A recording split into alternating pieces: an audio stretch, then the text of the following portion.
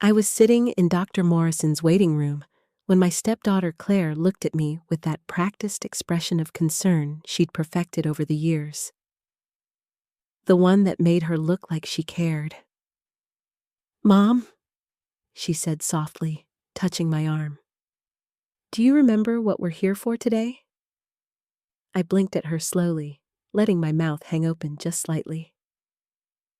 "Are we getting ice cream?" Claire exchanged a look with her brother Nathan, who sat across from us scrolling through his phone. He glanced up, smirked, and went back to his screen. "No, Mom," Claire said, her voice dripping with patience. "We're here to see Dr. Morrison, remember? For your memory evaluation." I nodded vaguely, looking around the room as if I'd never seen a doctor's office before.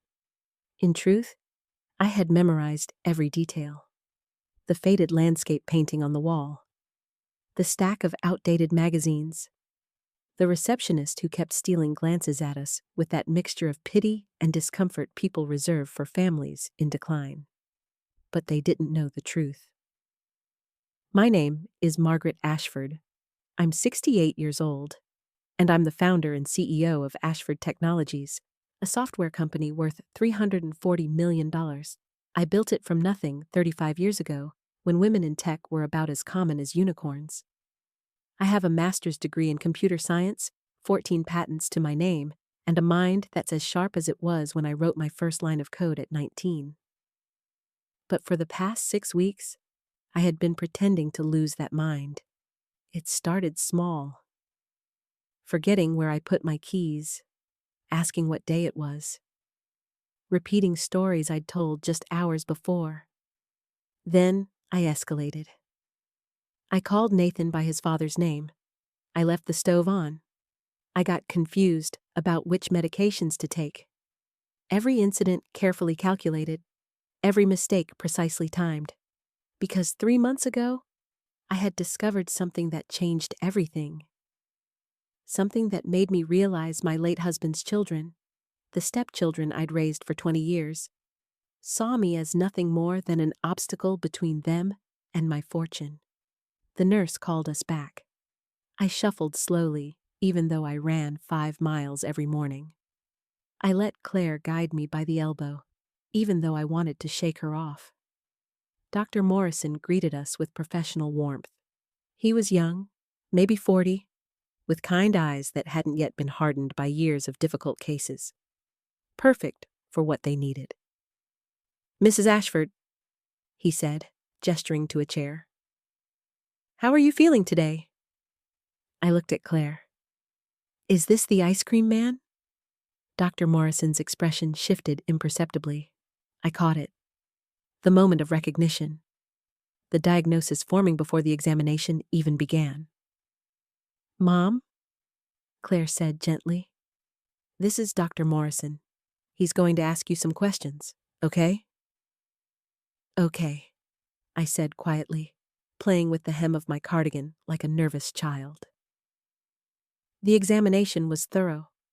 "What year is it? Who is the president? Can you count backward from 100 by sevens? Can you remember these 3 words I'm about to tell you?" I failed spectacularly. I knew it was 2024. I knew every current event, every political figure, every detail of my company's quarterly earnings, but I pretended to think it was 1995. I said Ronald Reagan was still president. I couldn't count backward past 93. And when he asked me to recall those 3 words, apple, table, penny, I stared at him blankly and asked if it was time for dinner. Claire sat in the corner, her face a mask of sadness that didn't quite reach her eyes. Nathan had joined us halfway through, standing by the door, arms crossed, watching, calculating. When it was over, Dr. Morrison asked to speak with Claire and Nathan privately. I was led to the waiting room by a nurse who patted my hand and told me everything would be okay. I sat there, playing the part of the confused old woman, while I strained to hear their muffled conversation through the wall. I caught fragments. Significant cognitive decline. Safety concerns. Recommend supervised care. 20 minutes later, they emerged. Claire had actual tears in her eyes now. Nathan looked grim but determined. "Mom," Claire said, kneeling beside my chair. "Dr. Morrison thinks it would be best if you had some extra help. Somewhere safe, where people can take care of you." "Like a hotel?" I asked hopefully. "Something like that," Nathan said. "A place where you'll have nurses and doctors nearby. Won't that be nice?" I nodded slowly. "Will there be bingo?" "Yes, Mom," Claire said, squeezing my hand. "There will be bingo." What they meant was Riverside Manor, an expensive nursing home that catered to the wealthy elderly. I knew because I'd overheard them discussing it 2 weeks ago when they thought I was napping. That conversation was what had started my performance. I had been in my home office, the door slightly ajar, pretending to sleep in the recliner by the window. Claire and Nathan were in the living room, voices low, but not low enough. "Dr. Morrison says we need documented evidence," Nathan had said. "Multiple incidents, clear pattern of decline." "We have that," Claire replied. "She left the stove on last week. She forgot my birthday. She called you Richard yesterday." Richard was their father, my late husband, the man who died 2 years ago and left me everything, much to his children's obvious disappointment. "Once she's declared incompetent," Nathan continued, "we can petition for guardianship. Then we control the estate, the company, everything." "She'll fight it," Claire said. "She can't fight if she's too confused to understand what's happening. That's the beauty of it." I had sat there in my recliner, eyes closed, heart pounding, as they discussed my future, like I was already dead. They had no idea that I understood exactly what they were doing. Because 25 years ago, I had watched my own mother go through the same thing.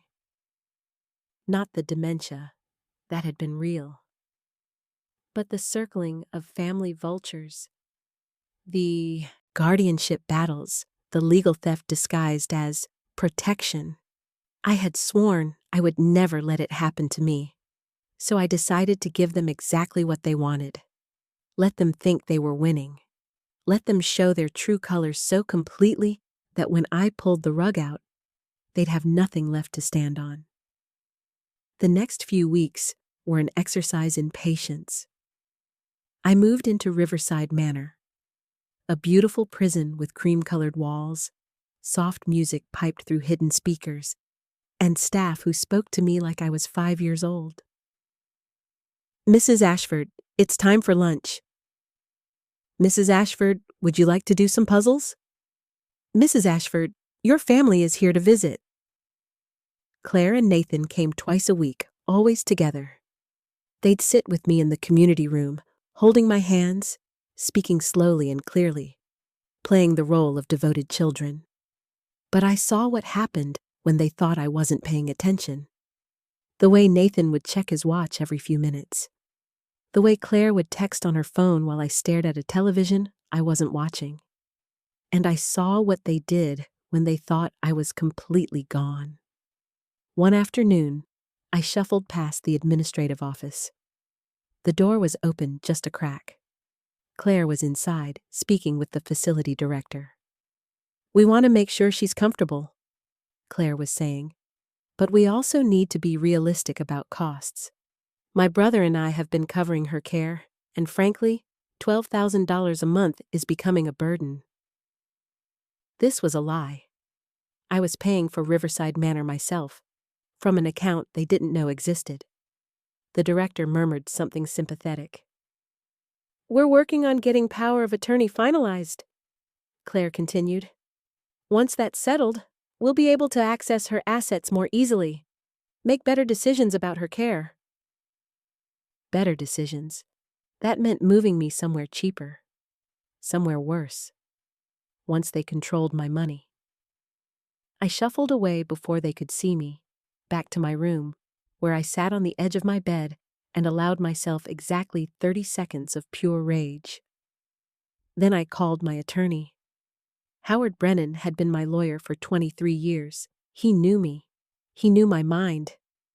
And he knew exactly what I was doing, because I'd briefed him before this entire performance began.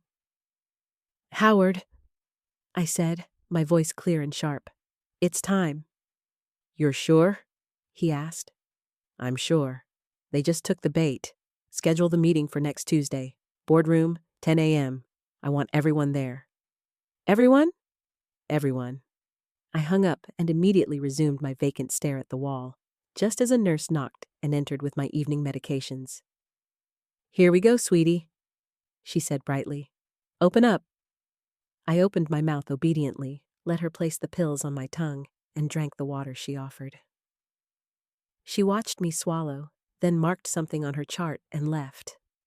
The moment the door closed, I spit the pills into my hand and flushed them down the toilet. I hadn't taken a single medication they'd given me.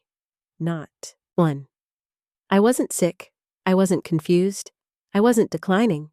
I was plotting. Tuesday arrived with perfect autumn weather. Crisp air, golden light, the kind of morning that made everything feel possible. I had arranged for a car service to pick me up at 9 a.m., telling the front desk I had a doctor's appointment. They were used to me being collected for various appointments and tests, so no one questioned it. The driver was a professional I'd hired specifically for today. He helped me into the car with appropriate care, treating me like the fragile, elderly woman everyone believed I was. The moment we pulled away from Riverside Manor, I sat up straight, pulled off my dowdy cardigan, and let out a long breath. "Good morning, Mrs. Ashford," the driver said, meeting my eyes in the rearview mirror. "Good morning, James. Let's go remind some people who they're dealing with." Ashford Technologies' headquarters was a sleek glass building in the tech district, 32 floors of innovation, ambition, and money. I designed it myself, picked every fixture, approved every detail. I hadn't been here in 6 weeks, not since I started my performance.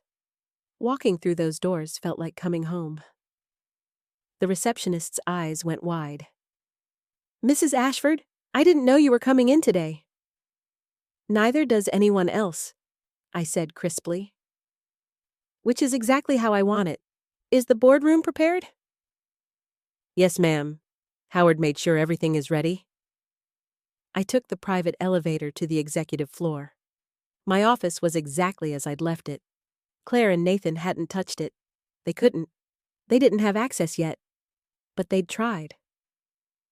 I knew because Howard had told me.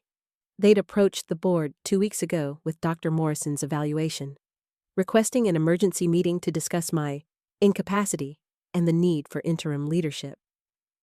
The board had stalled. Because unlike Claire and Nathan, the board members knew me. They knew what I'd built. They knew I didn't go down easy.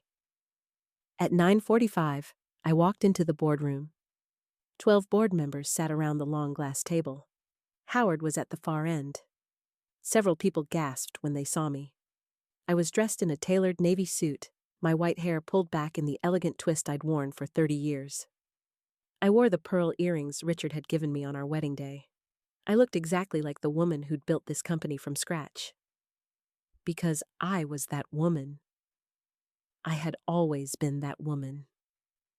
"Good morning," I said, my voice cutting through the shocked silence. "Thank you all for coming." "Margaret," said Thomas Wu, our CFO and my friend of 20 years. How are you?" "I'm perfectly fine, Thomas. Better than fine, actually. Please, everyone sit." They sat slowly, confusion written across every face. "I imagine you're all wondering why I look remarkably unsenile this morning," I continued. "Let me explain. For the past 6 weeks, I have been conducting an experiment, a test, if you will, and I'm sorry to say that 2 people in particular failed spectacularly." I nodded to Howard. He pressed a button on the laptop in front of him. The door opened. Claire and Nathan walked in, smiling, expecting some kind of intervention or gentle transition of power. They'd been told this was a meeting to discuss my care and the company's future leadership. They froze when they saw me. "Hi, kids," I said pleasantly. "Please, sit down. We have a lot to discuss." Nathan recovered first. "Mom, what are you doing here? You should be at Riverside." "Riverside Manor," I interrupted. "Yes, the nursing home you put me in after convincing a doctor I'd never met that I was losing my mind. The facility you visit twice a week for exactly 45 minutes, just enough to look dutiful. The place you couldn't wait to move me to somewhere cheaper once you got your hands on my power of attorney." Claire's face went pale. "I don't know what you think you heard, but—" "Sit down." The command in my voice was absolute. They sat. I remained standing. "3 months ago, I had dinner at Nathan's house. Do you remember that night, Nathan?" He said nothing. "I do," I continued. "I remember it very clearly because I left my reading glasses on your kitchen counter. Silly of me. So, I came back 20 minutes later to get them. I let myself in with the key you'd given me for emergencies. And I heard you and Claire in the study having a fascinating conversation about accelerated inheritance." The room was completely silent. "You said, and I'm quoting here, 'She's already 68. How much longer are we supposed to wait? Dad's been dead for 2 years. She's sitting on a fortune while we're drowning in debt." Nathan's jaw clenched. "Claire, you agreed. You said, 'There has to be a way to speed this up. She's not sick. She could live another 20 years. We need access to that money now.'" Claire's hands were trembling. That's when Nathan suggested the guardianship route. Establish incompetence, get power of attorney, control the assets. You even researched which doctors would be most sympathetic, which facilities would be most convenient. You planned every detail. I paused, letting the weight of it settle. "So, I decided to give you exactly what you wanted. I started forgetting things. Small things at first. Then bigger things. I left the stove on purpose. I called Nathan Richard, on purpose. Every single incident you documented, every confused moment you whispered about, every piece of evidence you gathered was a performance, and you fell for it completely." Thomas Wu was staring at Claire and Nathan with undisguised disgust. Several other board members looked equally appalled. "But why?" Claire whispered. "Why would you do this?" "Because I needed to know," I said quietly. "I needed to know if the children I raised, the children I loved, the children I planned to leave everything to, I needed to know if they loved me or just my money." I walked slowly around the table, stopping behind Nathan's chair. "Your father and I built this company together. When he died, he left me everything because he trusted me to make the right decisions, to take care of you, to provide for you, and I planned to do exactly that." I moved to stand directly in front of them. "I had wills drawn up, trusts established, plans for your futures. You would have been taken care of, both of you, generously. All you had to do was wait. All you had to do was love me like you claimed to." Claire was crying now, real tears this time. "But you couldn't wait. You saw me as an obstacle, an inconvenience, a demented old woman standing between you and your inheritance. So you decided to take it." I turned to the board. "For the record, I am 68 years old. I run 5 miles every morning. I read 3 newspapers daily.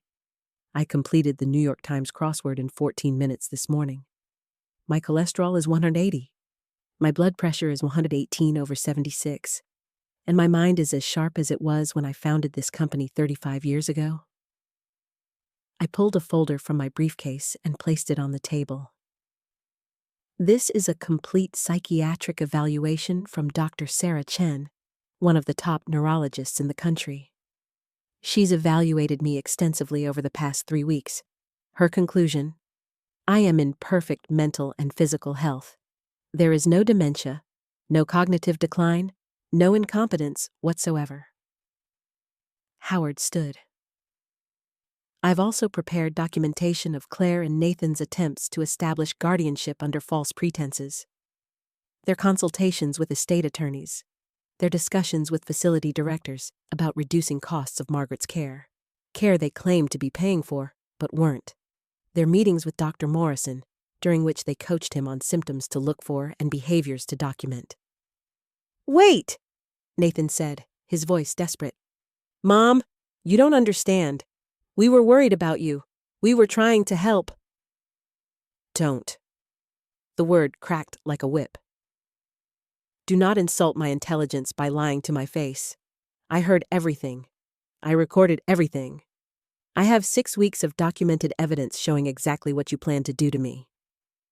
I opened another folder. "This is your debt history, Nathan. Gambling debts totaling $340,000. Did you think I wouldn't find out? And Claire, your online shopping addiction that's racked up $180,000 in credit card debt. Your husband doesn't even know, does he?" Claire's face crumbled. "You're not struggling because I've denied you anything. You're struggling because you're irresponsible.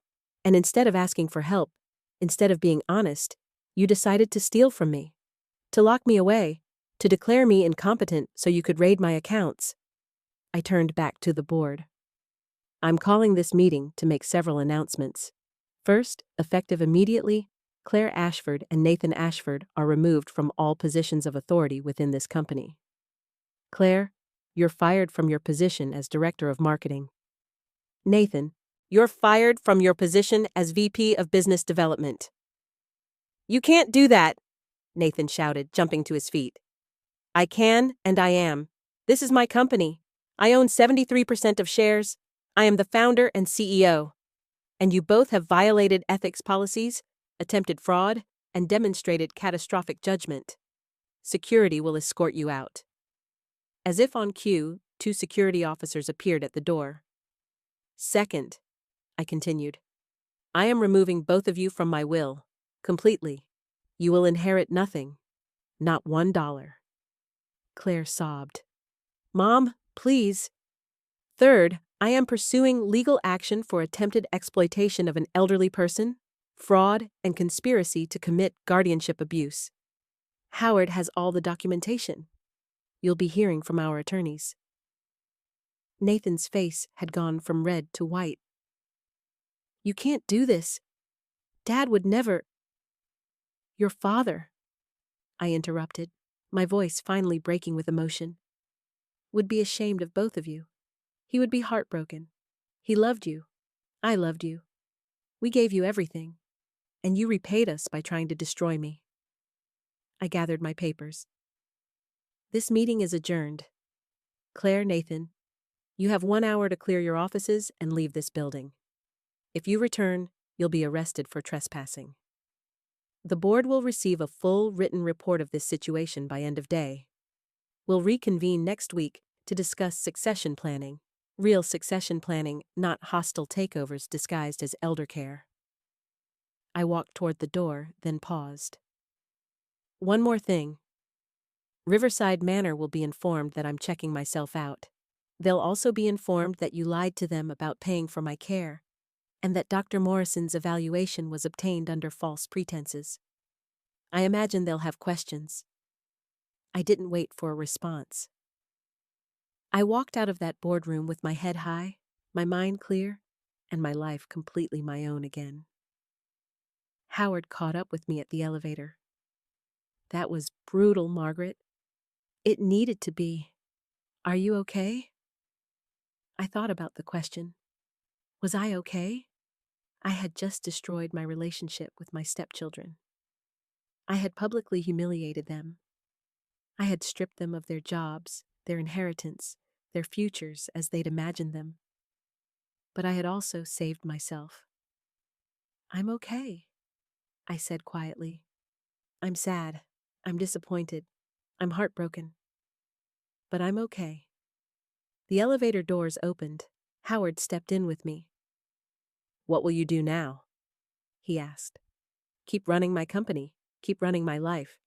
keep being exactly who I've always been. And them? They'll have to figure it out. Maybe losing everything will teach them what I couldn't. Maybe it won't, but that's no longer my responsibility. The elevator descended in silence. When we reached the ground floor, I saw Claire and Nathan being escorted out by security. They looked small, defeated, lost. Part of me wanted to run to them, to take it all back, to forgive them and pretend none of this had happened. But I didn't, because they had looked at me with love in their eyes while plotting my destruction. They had kissed my cheek while stealing my life. They had called me mom while treating me like an ATM machine that had stopped working, and I deserved better. I walked past them without a word, got into my car, and went home. Not to Riverside Manor, home, to the house I'd lived in for 30 years, the house they'd expected to inherit, the house that was mine and would remain mine for as long as I wanted it. That evening, I sat on my back porch with a glass of wine, watching the sunset. My phone rang constantly. Claire, Nathan, Claire again, Nathan again. Messages begging me to reconsider, to forgive them, to understand they'd made a mistake. I didn't answer. Eventually, the calls stopped. I sat there in the fading light, thinking about everything that had happened. The performance I'd given, the betrayal I'd uncovered, the family I'd lost, and the life I'd saved. People asked me later if I regretted it, if I wished I'd handled it differently, if I felt guilty for the way it ended. The answer was complicated. I regretted that it was necessary. I regretted that they'd forced my hand. I regretted the loss of the relationship I thought we had. But I didn't regret protecting myself. Because here's what I learned from watching my mother's decline, from building a company in a world that told me I couldn't, from surviving and thriving for nearly 7 decades. You teach people how to treat you. And the moment you accept disrespect, the moment you tolerate betrayal, the moment you let people diminish you to make themselves feel bigger, that's the moment you lose yourself. I wasn't going to lose myself. Not for money, not for family, not for anyone. Claire and Nathan had counted on me being weak, being too old, being too confused, being too kind to fight back. They were wrong on all counts.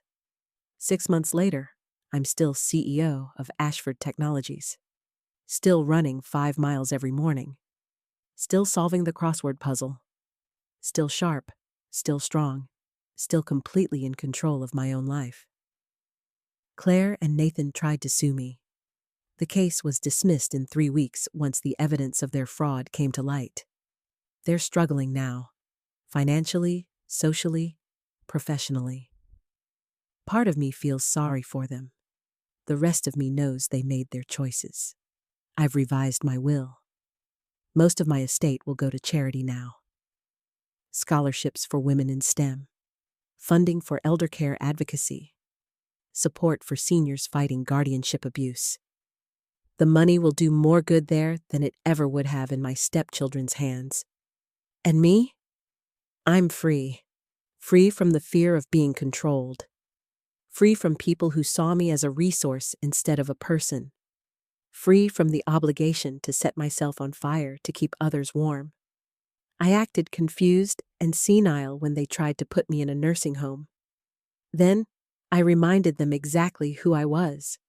And I've never felt more clear-headed in my life. Sometimes people ask me if I miss them.